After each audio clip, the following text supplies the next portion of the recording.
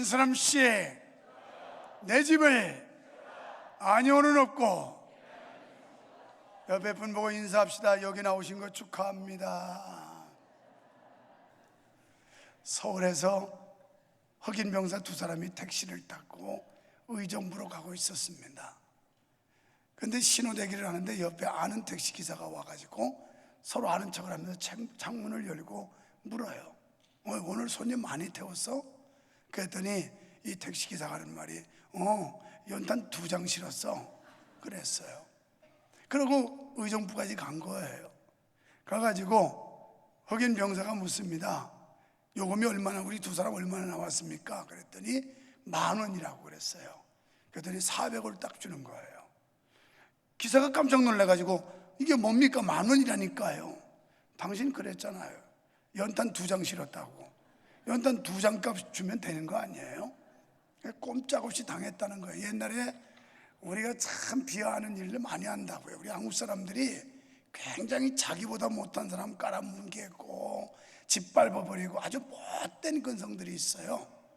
그래서 개인은 아주 우월한데 집단으로 이 공동체에서 연합하는 일은 죽으라고 못하는 게 한국 사람이라는 평들을 해외 나가 있는 사람들이 얘기를 해요. 우리 아들네가 봤더니 그 마을에는 인도 사람들이 진을 치고 살더라고요. 중국 사람들하고. 이 사람들은 우리나라 사람들하고 같아서 학군이 좋은 데를 찾아다니느라고, 그리고 새 집을 좋아한대요, 인도 사람들은. 왜냐하면 다른 사람들이 살던 큰 집에 가면 거기 많은 영혼들이 깃들어 있기 때문에 이건 별로 재미가 없다고, 그래서 새 집을 그렇게 좋아한답니다. 근데 우리나라 사람들은 집단 군락을 이루질 않아요. 이상하게 자기 사는데 한국 사람이면 기분 나쁜 거예요. 자기만 혼자 살아야 되는데 다른 사람이, 이게 인간성이에요. 우리나라 사람들 아주 인간성인데, 이렇게 교회 안에까지도 들어와서 교회에서도 서로 연합할 줄 모르고 협력할 줄 모르고 어울릴 줄 모르고 그냥 독불장군으로 살아가는 사람들이 들어있는데, 이거 고쳐야 돼요. 우리는 그리스도 안에서 주님의 십자가의 보혈로 맺어진 형제요 자매인 줄 믿어주시면 아멘 합시다. 여러분, 지금까지 전도자는 주로 개인의 존재론적인 측면에서 인생의 허무함을 논했습니다. 그러다가 본장에서는 그 시야를 확대해요. 주로 사회 구조적인 측면에서 인간 사회의 모순과 허물을 논하면서 잠언 형식의 교훈을 우리한테 주고 있는 말씀이 본문입니다. 성경은 이 세상이 악한 자의 처해 있다 이렇게 말씀해요. 약한 영들, 사단, 마귀가 지금 제때가 얼마 남지 않은 줄 알고 사람들을 다 조종하고 이용하고, 그리고 사람들을 이용해서 악을 행하게 하고 악에 빠지게 하고, 이 악한 세상이 악한 자의 처해 있다는 거예요. 본문은 악한 세상의 구체적인 신뢰를 말씀하는데요, 악한 세상은 가난한 자들을 학대한다는 겁니다. 현대 문명이 만개하는 오늘날에도 지구상에는 학대를 당하는 소외계층이 수없이 많다는 사실을 부인할 수는 없습니다. 이것은 학력이나 교양의 정도와 무관한 겁니다. 세상에 뿌리를 내리고 있는 사람들은 근본적으로 악한 자로서 곧 사탄의 지배 아래에 있기 때문에 합당하지 못한 일들, 그러니까 하나님을 대적하는 일들을 서슴지 않고 있어요. 우리 사회에서 일어나는 현상을 보십시오. 인권이라는 포장지에다가 감춰가지고 동성애를 조장하고 있고, 또 저 충청북도 어느 지자체에서는 이 사람들이 귀신 축제를 하고 있어요. 또 정말 오늘 어린이 주일인데 아이러니하고 속상하고 답답한 일은 이 사회가, 이 나라가 어떻게 갈 것인지 알다가도 모를 지경이에요. 더군다나 부모된 여러분, 여러분의 자녀 교육하기가 앞으로 점점 힘들어질 겁니다. 제가 여러분에게 단체 카톡으로 우리 한국교회 언론에서 논평낸 걸 보내드린 게 있을 거예요. 여러분이 보셨는지는 모르지만 그 내용이 뭡니까? 적어도 우리나라 유명한 출판사, 동아출판사에서 사회 2, 3에다가 거기다 무슨 내용을 실었냐면, 아이들한테, 어린이들한테 이렇게 가르치라는 거예요. 너희들이 페이스북을 하는데 그것을 카톡이나 페이스북을 부모가 너희의 동의 없이 열어보거든 고발해라. 그리고 여자아이들에게 설거지 시키거든 신고해라. 국가인권위원회에다가. 그리고 그것도 안 되면 지역신문에다가 고발하라. 이게 도대체 오제 감시인지, 이건 공산주의에서나 일어날 일들을 지금 버젓이, 여러분 이 교과서 검정위원회라는 사람들이 어떤 사고방식과 어떤 사상을 가졌는지 도무지 알 수가 없는 세상이 지금 우리 눈앞에 닥치고 있는 거예요. 여러분의 자녀, 우리가 신앙으로 부모가 자식을 바르게 훈육하고 싶지만 그렇게 못하도록 만들어가고 있어요. 신고하라는 거예요. 인권위에다 고발하라는 거예요. 이렇게 해서 결국은 부모도 불신하게 만들고 부모도 대적하게 하는 이런 사회로 지금 전락하고 있는 게 현실이에요. 나는 이런 걸 보면서 얼마나 갑갑하고 답답한지, 앞으로 우리나라가 어떻게 가야 되는 건지 생각해 보세요. 여러분, 음란물 볼 수도 있잖아요. 아이들이 그런 거 막기 위해서 만약 몰래 여러분이 그거 떠들어 봤다가는 고발당한다니까요. 보지 말아야 돼요.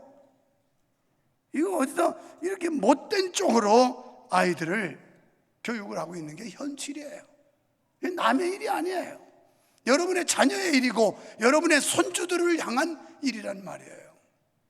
여러분, 세상 사회를 볼 때 언제고 압제와 핍박은 끊이질 않았습니다. 어찌 보면 인류사는 힘있고 권세 있는 압제사라고 할 만큼 그들은 보다 가난하고 보다 연약하고 압제당하는 자가 그들보다 가난하고 연약한 자들 부단히 압제하고 학대했습니다. 압제당하는 자들은 본인이 아무리 선하고 착하다 하더라도 힘이 없기 때문에 그저 눈물만 흘리고 있을 뿐이라고 오늘 본문은 말씀합니다. 주위를 아무리 살펴봐도 악인들의 기세만 등등할 뿐 그들을 위로해 주거나 구원해 줄 사람이 없다라는 것입니다. 이 얼마나 답답하고 모순된 현실입니까? 그래서 전도자는 차라리 힘없이 압제당하는 것보다는 죽는 편이 낫다, 심지어는 차라리 태어나지 않는 편이 낫다고 할 정도로 이렇게 허무함을, 이 사회와 또 이 나라에게 세상이 얼마나 잘못된 것인가를 지적하고 있습니다. 1절로 3절에서 이렇게 모순된 사회 현실을 지적하면서 허무하다고 말씀해요. 그러나 해위에 참 위로자요 구원자가 있다면 세상의 허무는 순식간에 사라지고 소망의 싹이 움트게 될 줄로 믿습니다. 오늘날 성도들은 바로 이러한 사실을 믿는 자들 아닙니까? 우리가 만약에 이 세상만 보고 살고 세상에만 속했다면 더 이상 우리에게는 희망이 없어요. 허무할 수밖에 없어요. 그러나 우리는 이 해아래를 보는 게 아니라 저 위에 계신 하나님을 바라보고 하나님의 도움을 기대하기 때문에 우리는 희망의 싹을 키워갈 수가 있는 줄 믿습니다. 전도자는 막막한 현실 앞에서 분명한 진리를 발견했다라는 거예요. 이 땅의 삶에 대해 지나치게 기대를 한다든지 세상 사람들에게 소망을 품는 것은 어리석고 허무한 일이라는 것입니다. 하지만 신앙인의 눈으로 볼 때 헛되고 허무한 이 땅의 삶에 대해 마냥 절망하고 탄식할 수만은 없다라는 거예요. 우리가 이 악한 세상을 보면서 타락하고 패역하고 여호와를 대적하는 이런 세상을 보고 마냥 우리가 낙심하고 낭망만 하고 있을 수는 없다라는 것입니다. 전도자는 바로 막막한 현실 앞에서 분명한 진리를 발견했습니다. 세상이 절망스럽고 비참하면 비참할수록 눈을 인간에게서 하나님께로 돌리라는 거예요. 사람이나 주변 환경을 보지 말고 하나님을 보라는 겁니다. 그렇습니다. 참 신앙이란 세상은 본질적으로 우리를 절망시킬 수밖에 없다는 사실을 깨달은 자가 아닙니까? 이런 점에서 우리 성도들은 세상을 대하여는 비관론자요, 하나님을 향하여는 소망론자가 되어야 할 줄 믿습니다. 그래서 우리가 거는 기대와 소망은 언제나 하나님께 둬야 된다는 거예요. 세상을 본다든지 사람을 본다든지 하면 우리는 허무주의에 빠질 수밖에 없고 낭망하고 실망할 수밖에 없는 거예요. 또 4절로 6절에서 사리사욕의 허무함을 지적하고 있습니다. 세상을 보면 많은 사람들이 바쁘게 살아가요. 모두가 무엇인가를 쫓아 열심히 살아갑니다. 그것이 무엇인가를 살펴보면 자기 욕심이에요. 돈, 명예, 학식, 권력 등등의 욕심을 채우기 위해서 숱한 경쟁을 하면서 살아갑니다. 사실 이런 것들을 얻기 위해서 얼마나 치열한 경쟁을 하고 있습니까? 살아남기 위해서 얼마나 많은 몸부림을 치고 있습니까? 때로는 목적 달성을 위해서 수단과 방법을 가리지 않는 경우도 있습니다. 그러는 사이 가족과 이웃과 친구 모두를 잃습니다. 그래서 기껏 성공해도 남는 것은 주변의 시기뿐이요, 또 실패와 좌절과 고통뿐입니다. 실컷 수고하고도 심령의 평안이 없어요. 세상적으로 열심히 부딪히고 투쟁하고 그러면서 경쟁 속에서 살아남겠다고 몸부림치지만 결국 얻어지는 건 평안이 없다는 거예요. 심령의 평안이 없어요. 마음의 기쁨이 없어요. 우리가 이 세상적인 것 가지고는 일시적으로 여러분이 마음의 평안과 기쁨을 얻을지 모르지만 영원하지 않다는 겁니다. 그래서 하나님이 주시는 이 영원한 소망, 위로부터 내리는 하나님의 은혜, 이걸 통해서만 진정한 평화를 맛보게 될 줄 믿습니다. 이웃을 배제한 채 자신만 위해 살아온 삶이 돌아보면 어느새 자신을 망치는 삶이 되어버리고 맙니다. 이게 얼마나 허무한 일입니까? 여러분, 형제나 이웃이 잘 되는 것을 못마땅하게 생각하는 사람은 아직도 자기가 세상에 속했다는 거예요. 세상의 가치관을 두고 있으면 우리는 형제가 이웃이 잘 되는 걸 오히려 축하하고 축복하고 독려하고 경조해야 될 텐데 그런 마음이 안 생겨요. 괜히 시기심이 생기고 질투심이 생기고 뭔가 자꾸 공격을 하게 되고, 이게 전부 다 아직도 자기의 욕정, 자기의 욕망, 이 세상적인 욕심을 배제하지 못하기 때문에 그렇습니다. 악한 자들은 이웃의 형통을 기뻐하거나 축복해 주는 대신 오히려 질시하고 미워합니다.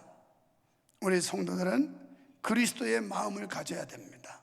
그리고 이웃을 내 몸같이 사랑해야 됩니다. 합당치 못한 생각을 버려야 됩니다. 하나님이 보실 때 내가 가진 이 생각이 합당치 못하다면 우리는 깨끗이 뽑아버려야 돼요. 이 생각을 계속 가지고 있는 한 절대 여러분은 평안을 누릴 수가 없어요. 절대 마음에 기쁨이 생길 수도 없어요. 그리고 삶의 의욕과 보람과 가치를 찾을 수도 없게 되는 것입니다. 이 세상 가운데서 우리가 성도의 본분에 합당하게 살려면 탐욕을 절제해야 돼요. 모든 게 탐욕으로부터 오는데요, 이 탐욕을 절제하지 못하면 성경의 가르침대로 못 살아요. 항상 기뻐할 수도 없고요, 범사에 감사할 수도 없고요. 이 탐욕은 한도 끝도 없다니까요. 얻으면 더 얻고 싶고, 가지면 더 가지고 싶고, 누리면 더 누리고 싶고, 얼마나 많은 욕심들이 한도 끝도 없는지 이 탐욕을 뽑아버리지 않는 한 우리는 그리스도 안에 있다고 하지만 감사가 없어요. 기쁨이 없어요. 마음의 진정한 평화를 맛보지를 못하는 것입니다. 탐욕은 우상숭배와도 같은데 이를 절제하지 못하면 세상과 버타는 삶을 살게 되는 겁니다. 여러분, 욕심이 지배되는 사람, 부하려고 하는 사람들의 인생은 회의를 극복할 수가 없어요. 바울은 부하려 하는 자들의 결과가 어떤 것인지 말씀해 주고 있는데, 디모데전서 6장 9절로 10절에 부하려 하는 자들은 시험과 올무와 여러 가지 어리석고 해로운 정욕에 떨어지나니 곧 사람으로 침륜과 멸망에 빠지게 하는 것이라고 말씀했습니다. 그 다음에 7절로 12절에서 참된 행복의 조건에 대해서 말씀하는데, 그러기 위해서 서로 돕고 사랑해야 된다는 거예요. 우리는 이웃과도 그렇게 살아야 되지만 더군다나 그리스도 안에서 하나 되고 예수 안에서 성령이 하나 되게 하신 것을 힘써 지키는 형제요 자매, 성도 간에 우리는 서로가 돕고 사랑하는, 그래서 독불장군으로 이기적이고 독선적인 생각이 아니라 상대를 배려하고 다른 사람을 더 아껴주고 도와줄 수 있는 이런 마음을 가져야 될 줄 믿습니다. 여러분, 참된 행복의 조건은 재물이 아니고 바로 이웃이에요. 여러분, 이웃을 어떤 사람을 만나느냐가 굉장히 중요해요. 이웃 잘 만나는 것도 그거 복이라고요. 아니, 우리 아들이 갔더니 거기는 뭐 보니까 맨 인도 사람들인데, 그래가지고 옆집 애들이 막 와서 자기네 잔디밭을 다 그냥 진지기면서 공을 차고 그러면서 그러더래요. 그래서 너들 이리 와봐. 요거 내 땅인 거 알지? 내 땅인데 너희들 요거 와서 집 밟아가지고 이거 망가뜨리면 안 되지. 너 어디 살아? 저쪽에 산다고. 그럼 너네 잔디 밟지 왜 우리 잔디 다 밟아서 망가뜨리냐고. 그러더니 버지니아에 있는 우리 친구 목사님이 그래요. 그 얘기했더니 너무 또 강하게 하면 보복당한대요. 그러니까 그냥 적당히 해야 되고, 이 사람들은 이렇게 펜스를, 개가 있으면 펜스를 치는데 그렇지 않으면 내 땅, 네 땅에서 펜스 치는 걸 굉장히 싫어한대요. 미국 사람들은. 우리는 전부 내 거, 교회에서도 나만, 내 거, 전부 이기적인 생각이잖아요. 내가 좀 불편하고 나에게 유익이 없으면 가차없이 등 돌려버리고 외면하는 게 그리스도 안에 있다고 하는 우리들의 삶이 아닙니까? 이게 좋은 게 아니라는 거예요. 이웃관계, 성도와의 관계를 잘 유지하고 맺으라는 겁니다. 전도자는 본문에서 인생을 여행으로 비유하여 험난하고 고독하고 위험한 순례의 길에서 재물과는 비교할 수 없는 이웃으로 인하여 얻는 것이 많다라고 그랬습니다.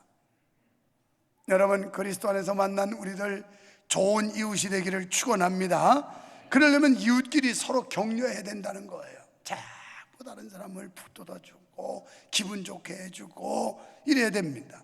인생을 가는 동안 누구나 한두 번쯤은 실족해서 넘어질 때가 있어요. 아무리 우리가 똑똑하고 우월해도 한두 번은 인생길 가다가 실족하고 쓰러지고 넘어질 때가 있어요. 그럴 때 좋은 이웃은 길을 찾아두고 힘을 북돋아 준다는 겁니다. 10절에 보니까 함정에 빠질 경우, 11절에 추운 밤을 지새울 경우, 12절에는 강도를 만난 경우 등등, 이때 혼자서는 어쩔 수 없어도 여럿이면 위험을 능히 감당할 수 있다는 사실을 우리한테 교훈해 주고 있는 겁니다.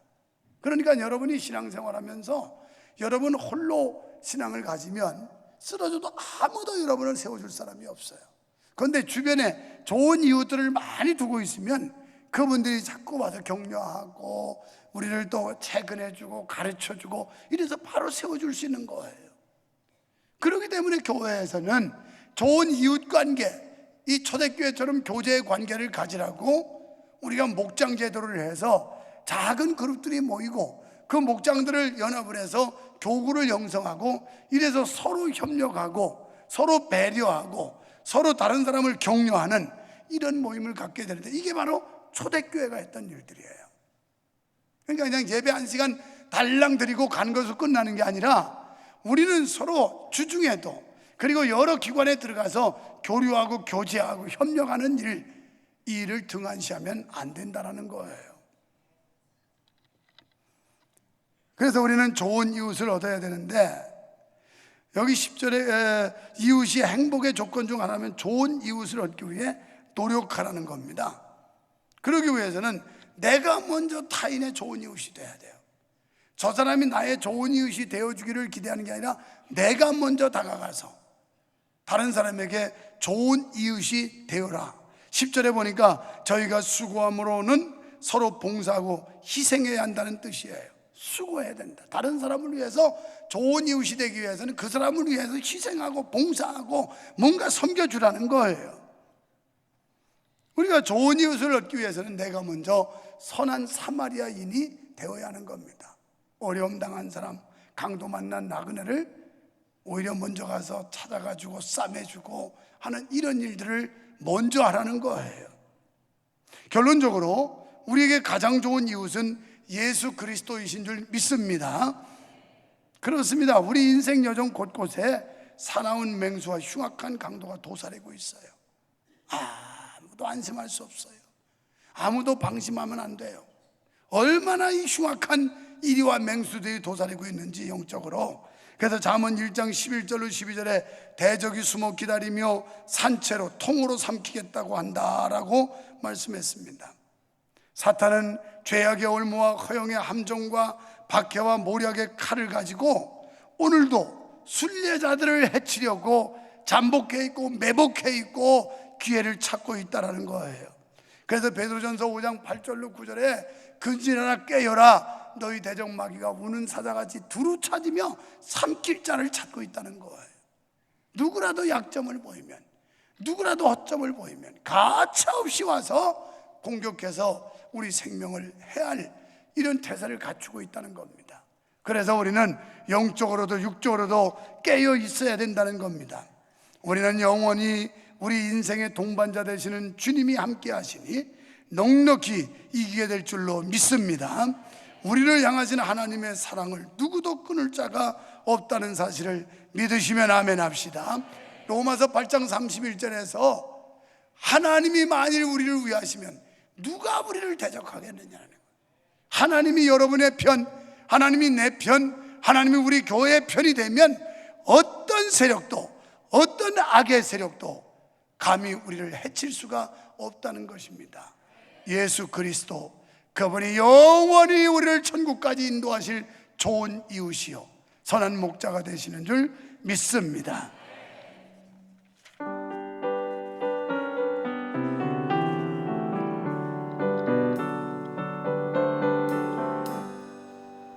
주는 나를 기르시는 목자요 나는 주님의 귀한 어린 양 푸른 풀과 밝은 시냇 물가로 나를 늘 인도하여 주신다. 주는 나의 좋은 목자 나는 그의 어린 양 저를 따라 꼴을 먹여주시니 내게 부족함 전혀 없어라.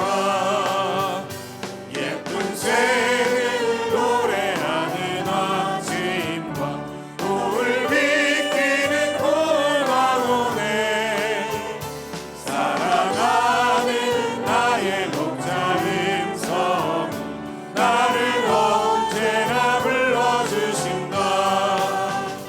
주는 나의 좋은 목자 나는 그의 어린 양 저를 따라 꼴을 먹여주시니 내게 부족함 전혀 없어라.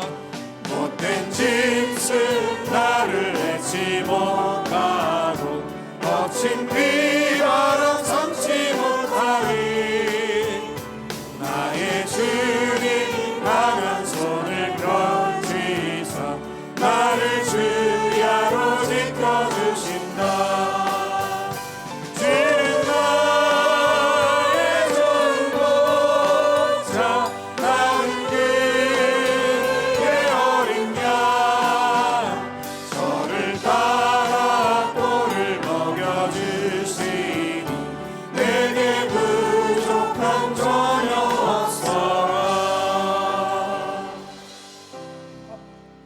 하나님 아버지, 이제 개인적 차원이 아니라 사회적 차원과 집단적 차원에서 허무가 많은데 이 허무를 해결하는 비결이 무엇인지를 4장에서 말씀하고 있습니다. 악의 세력이 득세를 하고 있고 여호와를 대적하며 또한 하나님을 반역하는 세력들이 판을 치는 세상 볼 때 우리가 인간적으로 좌절과 절망과 시리에 빠질 수밖에 없지만 그러나 우리는 해 아래를 보는 게 아니라 해 위에 여호와 하나님을 보고 우리의 목자 되신 예수 그리스도를 볼 때 소망의 싹이 틔워질 줄 믿습니다. 우리 성도들 주님이 나의 좋은 친구, 주님이 나의 좋은 이웃임을 깨닫게 하시고 주님과 함께하는 삶, 그리고 그리스도 안에서 만남을 가진 사랑하는 성도들과 좋은 이웃관계, 인간관계를 유지할 수 있도록 은총을 내려 주시옵소서. 힘들고 지쳐 쓰러질 때 그래서 좋은 이웃을 통하여 다시 용기를 얻고 재기할 수 있는 기회를 얻도록 역사하여 주시옵소서. 예수님 이름으로 간절히 기도하옵나이다. 아멘.